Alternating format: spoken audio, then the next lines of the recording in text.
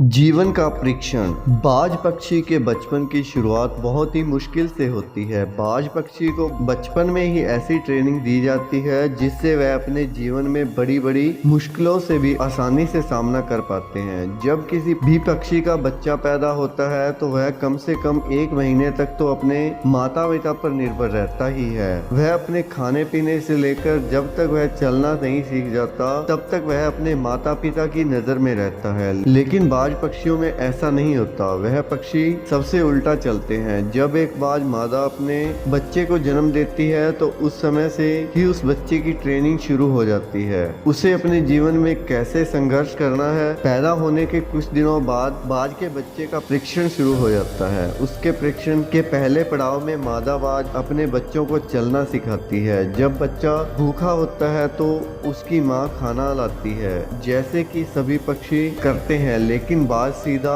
अपने बच्चे को खाना नहीं देता। मादा बाज खाना लाकर अपने घोंसले से कुछ दूरी पर खड़ी रह जाती है और तब तक उसे खाना नहीं देती जब तक वह खुद चलकर उसके पास नहीं आ जाता। जब बाज के बच्चे को तेज भूख लगती है तो खाने के लिए अपनी माँ के पास जाता है। धीरे धीरे संघर्ष करने मुश्किल से चलकर वह अपनी माँ के पास पहुँचता है। उस समय उसे कई सारी मुश्किलों का सामना भी करना पड़ता है। उसे कई चोटें भी लगती हैं, लेकिन उसकी माँ उसे खाना तब तक नहीं देती जब तक कि वह खुद उसके पास चलकर नहीं आ जाता। उसकी माँ कठोर दिल रखकर सिर्फ उसके पास आने का इंतजार करती है, उसे कोई मदद नहीं करती। जब वह चलना सीख जाता है तो दूसरा पड़ाव आता है। यह पड़ाव उसके लिए बहुत ही मुश्किल होता है। इसमें मादा बाज अपने बच्चे को पंजों में दबाकर वह लगभग 12 से 14 किलोमीटर तक ले जाती है और वहां से उसे छोड़ देती है। तब वह बच्चा नीचे गिरने लगता है और वह उसे देखती रहती है। जब उसका बच्चा 1 या 1.5 किलोमीटर होता है तो